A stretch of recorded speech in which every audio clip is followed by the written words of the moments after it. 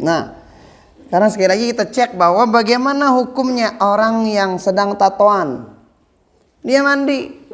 Apakah sah mandinya orang yang pakai tato? Gimana hukum mandinya? Begini pertama.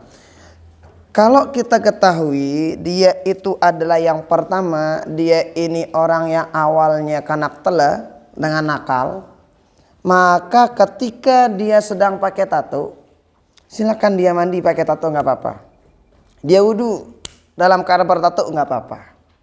Insya Allah mandinya sah dan insya Allah wudhunya sah, insya Allah salatnya juga sah, nggak apa-apa.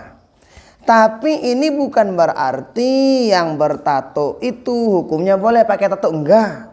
Ini bagi orang-orang yang bahasa kasarnya dengan si tele. Nah, tapi kalau si dia nggak pakai tato, enggak pakai tato, diulah.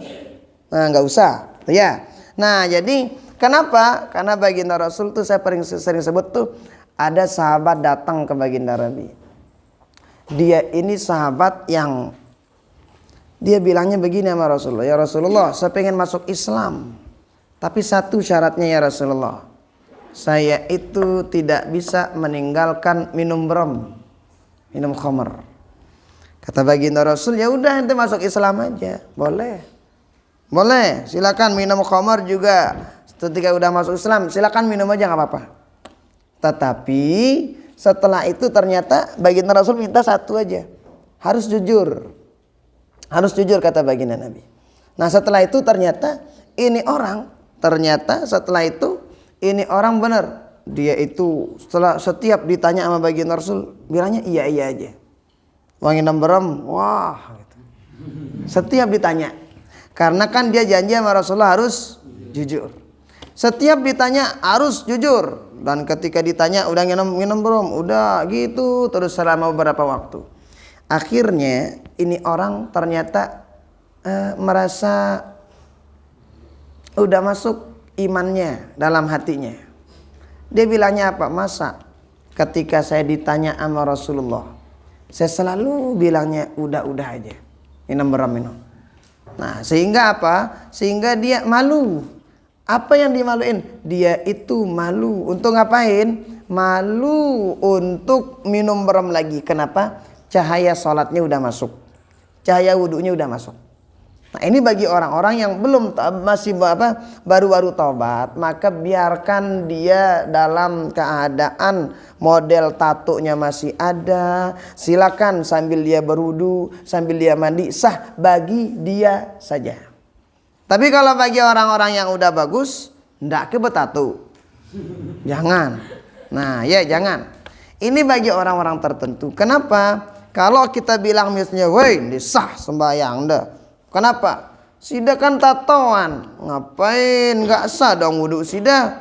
Kalau sida bilang gitu, sampai kiamat nih lagi tobat.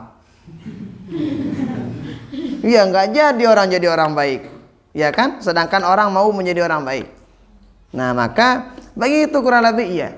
Baginda Rasul ngajarin kita begitu. Maka tata cara dakwah itu sejatinya dia, kalau bahasa kitabnya bitadarruj, berpunya step by step. Jadi pelan-pelan. Nah step by step. Jangan langsung mengatakan nggak boleh. Ini hukumnya ente ngerjain begini, nggak boleh. Kenapa? Baginda Rasul tata cara dakwahnya seperti itu. Nah maka itu kurang lebih yang diberitahukan kita kepada oleh baginda Rasul dan para sahabat, para ulama tuh, kalau ada orang yang, mohon maaf tadi live-nya agak terganggu dikit. Jadi kalau ada orang yang bertanya, tadi diulang ya, tulis ya, mohon maaf saya lupa tadi baca pertanyaannya. Karena tadi live-nya terganggu dikit, makanya kita perbaiki tadi. Nah jadi itu kurang lebih. Maka kalau ada orang yang pakai tato mandi, yang pertama insya Allah mandinya sah. Asalkan tata cara mandinya itu benar. Nah maka sida kalau mandi wajib, harus dia itu satu wajib berniat. Yang kedua apa tadi?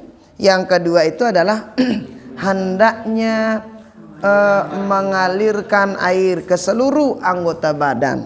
Semua anggota badan wajib kena sama air tanpa terkecuali. Badannya ukurannya yang mana? Yang namanya badan itu adalah yang kelihatan. Ini yang zahir aja.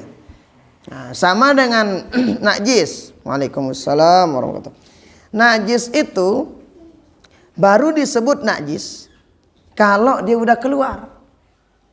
Kalau masih di dalam belum najis. Kenapa belum najis? Perhatikan. Kita ini rata-rata pasti ngebawa kotoran. Ada kencing, ada BAB di perut kita. Tapi dia belum dihitung najis kalau belum keluar. Kalau udah keluar baru dikatakan bukan najis, milajis. Jadi baru dikatakan najis kalau udah keluar. Kalau masih di dalam belum najis. Nah, maka begitu juga yang dihitung di sini badan di sini bukan bagian dalam tapi yang kelihatan semua dari ujung atas sampai ujung bawah. Makanya itu penting untuk kita ketahui. Ketika mandi wajib itu harus semua anggota badan itu hendaknya terkena dengan air. Wajib hukumnya. Maka bagaimana tata cara kita mandi? Mandinya seperti yang tadi. Nah, jadi di yang pertama yang di atas gitu. Nah, kemudian al-ma'na ats-tsani min fardhil al-ghusl isti'abu jami'il badan bil ma' basharan wa dhufran wa sya'ran zahiran wa batinan wa in kathafa asy-sya'ru wa ma dhahara min anfi majdum. Nah, dijelaskan di sini apa katanya? Nih, jelasan kita nih. Ini sekali lagi baik itu rambutnya tebal maka wajib juga air itu masuk kepada tempat kulit itu tumbuhnya, tempat tumbuhnya rambut. Dia punya bawok tebal, wajib dia itu air itu kena sama kulit tempat tumbuhnya jenggot. Beda kalau wudu, kalau wudu kan beda. Nah, jadi itu kurang lebih. Oke. Berikutnya ada sunnah wudu. Sunnah mandi wajib. Nah, sekali lagi, ulang. Sebelum kita ke sunnah mandi wajib, perlu diketahui. Sesungguhnya ini berlaku tata cara ini ketika mandi wajib dan mandi sunat. Cuma yang membedakan antara mandi wajib dan mandi sunat hanyalah niatnya saja. Nah, maka tidak mau mandi wajib caranya begini, mandi sunat caranya juga begitu. Nah, oke. Saya minta izin kita jawab pertanyaan. Sekarang kita lebih tanya jawab aja.